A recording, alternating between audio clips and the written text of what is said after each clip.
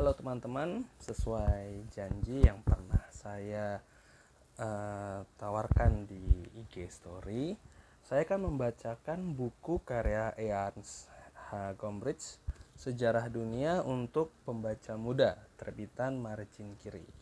Sebelum masuk ke babak pertama, mungkin saya akan bacakan pengantarnya dulu kali ya. Pengantarnya ini ditulis oleh cucu penulis yang bernama Leonie Gombrich. Pengantar. Kakek saya, Ernst Gombrich, biasanya tidak menulis untuk anak-anak. Lagi pula, yang ia pelajari pada masa studinya dulu bukanlah ilmu sejarah, melainkan sejarah seni rupa. Maka, ia merasa senang bercampur heran melihat riwayat bukunya yang pertama ini, Sejarah Dunia untuk Pembaca Muda, disukai oleh begitu banyak pembaca di seluruh dunia dalam kurun waktu yang begitu panjang.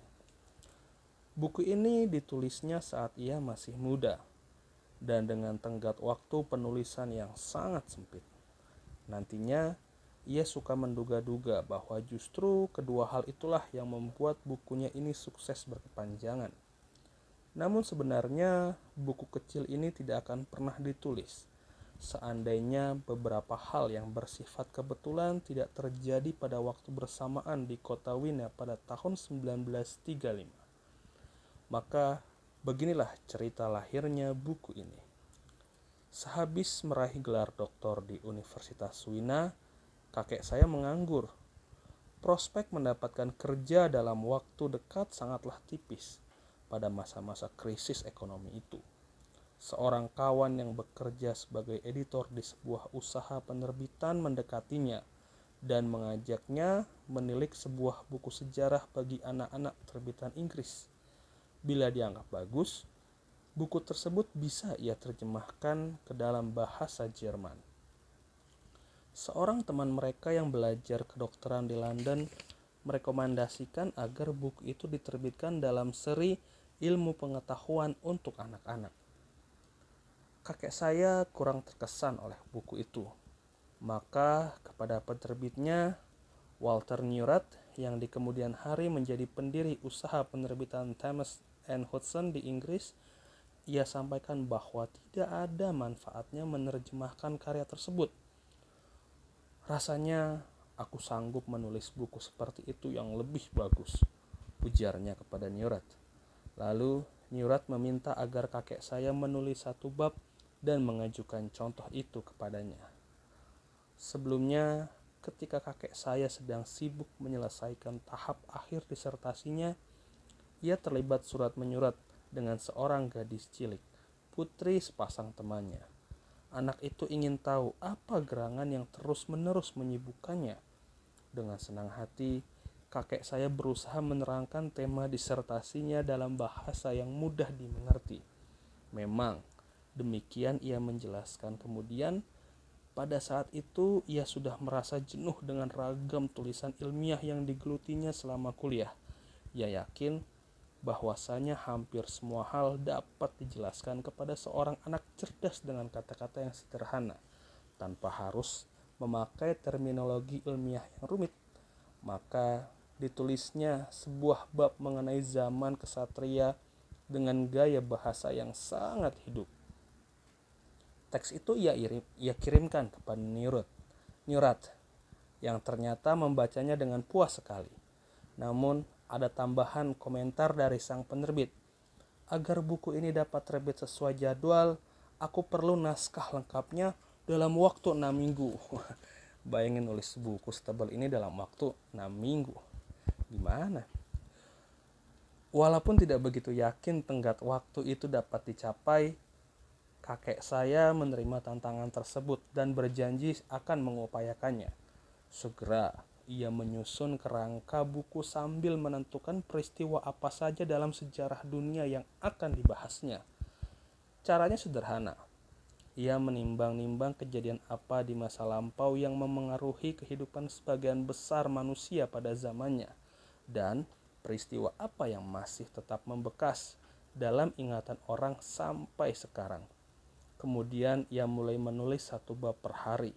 Pagi hari Dibacanya semua karangan mengenai tema hari itu yang ia dapati di rumah orang tuanya. Begitu juga ia mencari rujukan di sebuah ensiklopedia besar. Sore hari, ia pergi ke perpustakaan untuk membaca sebanyak mungkin literatur yang berasal dari zaman yang mau dibahasnya hari itu. Maksudnya, agar isi tulisannya menjadi seotentik mungkin, dan malam hari disisihkannya untuk menulis. Hanya pada hari Minggu, urutan kegiatan itu berubah. Tetapi untuk menerangkan jadwal hari Minggu itu, mau tidak mau saya harus memperkenalkan lebih dahulu nenek saya.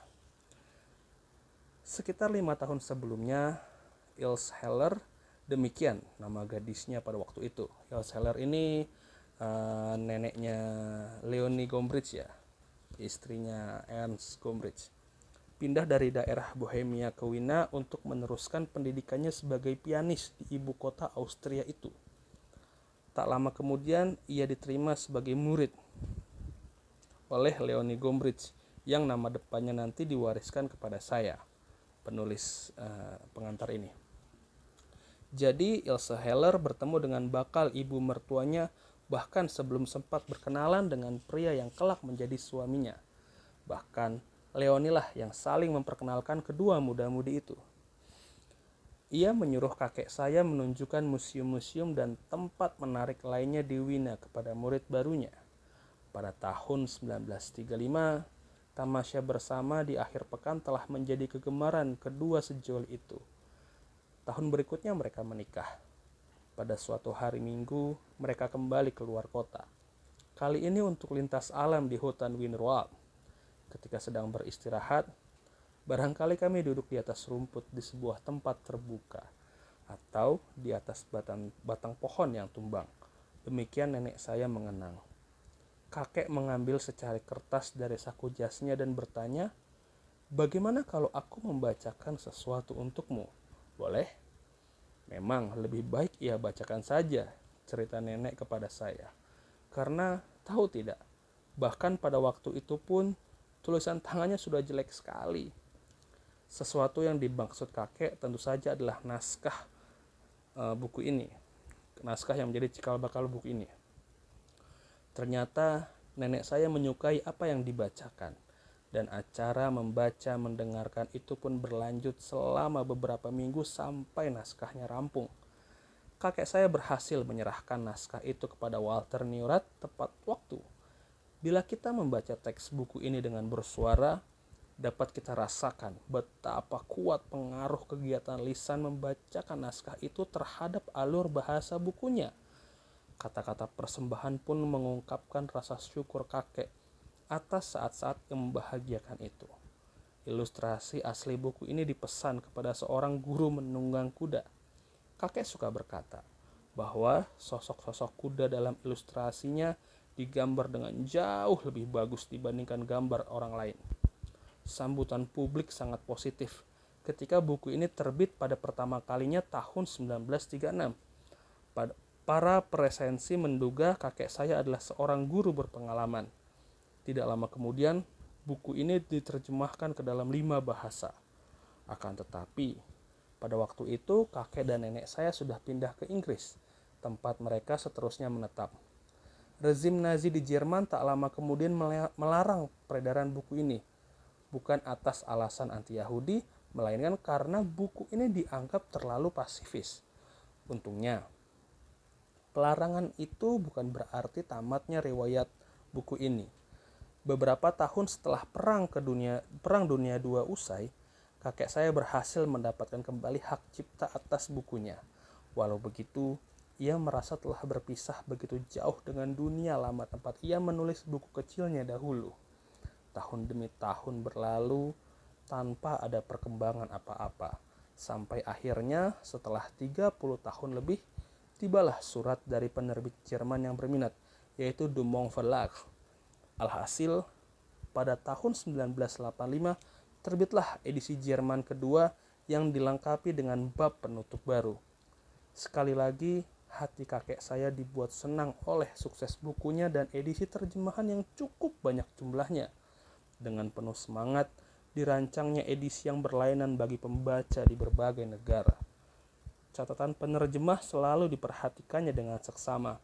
Namun, ada satu rencana penerjemahan yang selalu ditolaknya. Kecuali buku ini, buku-buku karya kakek selanjutnya ditulis dalam bahasa Inggris. Seandainya akan ada edisi buku ini dalam bahasa Inggris, demikian ia menuntut, maka penerjemahannya harus ia lakukan sendiri. Selama 10 tahun, ia menolak mengerjakan terjemahan yang satu itu, meskipun beberapa pihak memintanya. Penolakan itu tidak hanya disebabkan oleh aneka macam pekerjaan yang menyibukkannya. Alasan lainnya, ia berpendapat bahwa penulisan sejarah Inggris selalu terfokus pada raja dan ratu Inggris saja. Mungkinkah anak-anak Inggris akan tertarik dengan perspektif Eropa?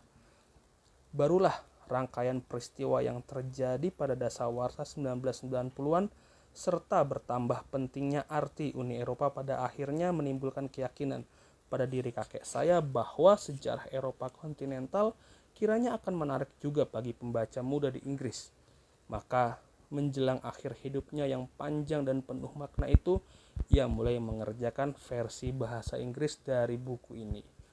Tidak lama setelah tugas penerjemahan dimulai, ia pernah mengatakan kepada saya dengan nada agak heran, "Aku membaca kembali buku sejarah duniaku.